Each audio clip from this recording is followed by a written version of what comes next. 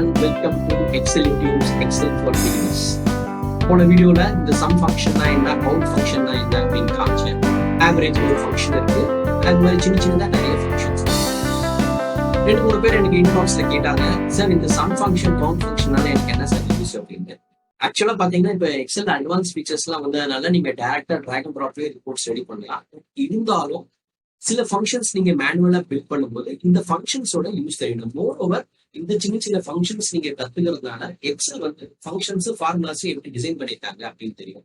பேராமீட்டர்ஸ்னா என்ன, functions single parameter எடுக்கிற function இருக்கு, டபுள் பேராமீட்டர் ஃபங்க்ஷன் இருக்கு, மூவ் பேராமீட்டர் எடுக்கிற ஃபங்க்ஷன் இருக்கு, 4 பேராமீட்டர் எடுக்கிற ஃபங்க்ஷன் இருக்கு, நிறைய இன்ஃபினிட் ஃபங்க்ஷன் எடுக்கிறதுனால பேராமீட்டர் எடுக்கிற ஃபங்க்ஷன்ஸ் எல்லாம் இருக்கு. இப்ப நான் ஒன்னொன்னா உங்களுக்கு காமிக்கிறேன், ஐ மீன் சப்சிக்வெண்ட் வீடியோஸ்ல. இப்ப உதாரணமா இந்த கவுண்ட் ஃபங்க்ஷன் எடுத்தீங்கன்னா இதான் வந்து ஃபார்முலா பார்னு பேரு, மேல இந்த இடத்துல வருது, இதுக்கு பேர் வந்து ஃபார்முலா பார்னு பேரு இந்த இடத்துல. சோ நீங்க எந்த செல்லுல இருக்கீங்களோ அந்த செல்லோட ஃபார்முலா பார் உங்களுக்கு இங்க வரும். ஓகேங்களா? சோ அதே மாதிரி எக்ஸலோட இன்னொரு ஃபீச்சர் என்னன்னா, நீங்க எந்த ஃபார்முலா இன்க்ளூட் பண்ணிருக்கீங்களோ, எந்த ரேஞ்ச் இன்க்ளூட் பண்ணிருக்கீங்களோ அந்த ரேஞ்சை வந்து ஒரு கலர்ல காமிக்கும். நீங்க இந்த வச்சிருக்கிற செல்லும் அதான் இருக்கும், அந்த ரேஞ்சும் காமிக்கும். சோ இப்போ மல்டிபிள் செல் செலக்ட் பண்ணீங்கன்னா மல்டிபிள் ஏரியாஸ் காமிக்கும்.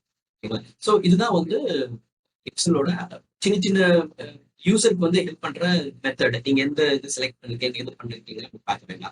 சப்சிக்வெண்டா 2 பேராமீட்டர்ஸ் 3 பேராமீட்டர்ஸ் பார்க்கும்போது அது கலர் கோடிங் எப்படி பிரிக்குது அப்படிங்கிறத நான் உங்களுக்கு காமிக்கிறேன்.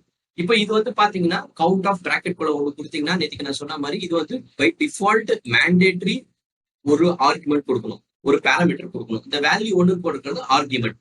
அப்போதான் இந்த எக்ஸல் ஃபங்க்ஷன் வந்து உங்களுக்கு வந்து ரிசல்ட்டை ரைட் பண்ணும். இல்லைன்னா ரிசல்ட்டை எதையும் ரைட் பண்ணாது, எரர் அடிக்கும். இப்போ உதாரணமா ஒண்ணுமே கொடுக்கல, பாருங்க there is a problem with this formula, அப்புறம் அந்த எரர் படிச்சீங்கன்னா உங்களுக்கு வந்து புரியும். என்ன அர்த்தம்னா, உள்ள நான் கொடுக்க வேண்டிய அந்த ஃபார்முலா ரேஞ்சை வந்து கொடுக்கலன்னு அர்த்தம். அந்த ஃபார்முலாக்கு இந்த வேல்யூ பாஸ் பண்ணீங்கன்னா தான் அது அவுட்புட் ரைட் பண்ணும். இப்போ ஈக்குவல் டு கவுண்ட் ஆஃப் அந்த ரேஞ்ச் கொடுத்தா ஆட்டோமேட்டிக்கா அவுட் வந்துச்சு. ஸோ இப்படிதாங்க இது ஒர்க் ஆகும். ஓகேங்களா?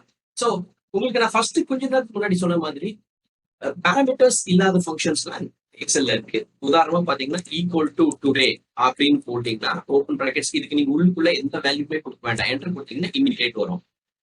நீங்க டெய்லி இதை யூஸ் பண்ணீங்கன்னா சிஸ்டம்ல அன்னைக்கு என்ன டேட் இருக்கோ உங்களுக்கு அந்த டேட் வந்து சிஸ்டம் வந்து எக்ஸல் வந்து இங்க காமிக்கும். ஓகேங்களா? சோ இது எந்த மாதிரி யூஸ் ஆகும் அப்படின்னா, இப்ப நீங்க ஏஜிங் போடுறீங்க, ஒரு இன்வாய்ஸோட ஏஜிங் பாக்குறீங்க அப்படின்னா இந்த ஃபங்க்ஷனை யூஸ் பண்ணீங்கன்னா உங்களுக்கு எக்ஸாக்டா இன்னி வரைக்கும் எவ்வளவு நாள் அவுட் ஸ்டாண்டிங் அப்படிங்கிற மாதிரி தெரியற மாதிரி இருக்கும். அப்புறம் ஈக்குவல் டு நவ்னு ஒரு ஃபங்க்ஷன் இருக்கு. நவ் ஃபங்க்ஷன் பாத்தீங்கன்னா அது டேட்டும் டைமும் கொண்டு வரும். ஓகேங்களா? சோ இதெல்லாம் நம்ம ஃபார்மேட்ல டேட்டாஸ் எப்படி வேணாலும் மாத்திக்கலாம். நான் அதெல்லாம் சப்ஸ்டிட்யூட்டா காமிக்கிறேன். இப்போ வந்து உங்களுக்கு வந்து இந்த now function today function parameter இல்லாத. சோ நம்ம ஈக்குவல் டு சம் பார்த்தோம். Equal to sum of sum வந்து மேண்டேட்டரி ஒரு பேராமீட்டர் எடுக்கும். அந்த பேராமீட்டர் வந்து என்ன ரேஞ்சை நான் சம் பண்ணுங்கிறது கொடுத்துருக்கேன். ஓபன் பண்றேன், க்ளோஸ் பண்றேன் கொடுத்துருக்கேன், சம் ஆயிடுச்சு. இப்போ ஒவ்வொரு டைமும் இங்க ரிஃப்ரெஷ் ஆகும். பாருங்க, நான் உங்களுக்கு காமிக்கிறேன். இப்போ என்னோட டைம்ல 8 AM ஆகுது. கொஞ்ச நேரம் கழிச்சு பாருங்க, ஜஸ்ட் ரெஃப்ரெஷ் வேற ஏதாவது நீங்க செல்லுல டேட்டாஸ் என்டர் பண்ணி இங்க அப்டேட் பண்ணீங்கன்னா ஆட்டோமேட்டிக்கா இது 81 அப்படிங்கிறது ரெஃப்ரெஷ் ஆகும். இப்போ அது கொஞ்ச நேரம் இந்த ஃபார்முலா தான். ஸோ இந்த சம் ஃபங்க்ஷனால வெறும் எப்போ பார்த்தாலும் இந்த சம் தான் வரும். எப்போ நீங்க ரன் பண்ணாலும் உங்களுக்கு சிஸ்டம்ல என்ன டோட்டலோ அதை ஆட்டோமேட்டிக்கா அது காமிச்சிட்டே தான் இருக்கும்.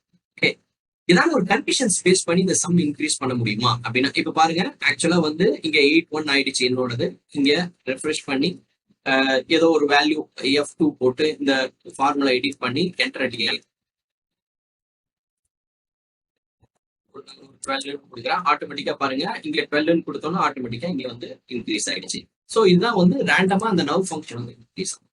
இப்போ இதை கண்டிஷன் பேஸ் பண்ணி எனக்கு சம் பண்ண முடியுமா? கண்டிஷன்ஸ்னா என்ன? சரி, எனக்கு வந்து ரீஜன் ஈஸ்ட் இருக்கிறதெல்லாம் வேணும் அப்படின்னா equal to some if bracket open range வந்து என்ன ரேஞ்ச் அப்படிங்கிறது கொடுக்கணும். சோ இந்த ரேஞ்சில தான் நான் செக் பண்ண போறேன்.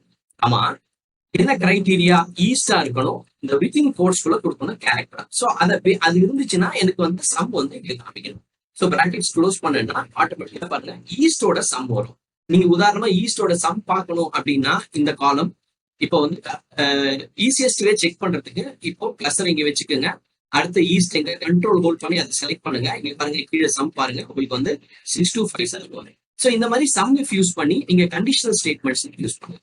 அடுத்த வீடியோல இதை இன்னும் எப்படி அட்வான்ஸா யூஸ் பண்ணுங்க காமிக்கிறேன். தேங்க்யூ, பாய்.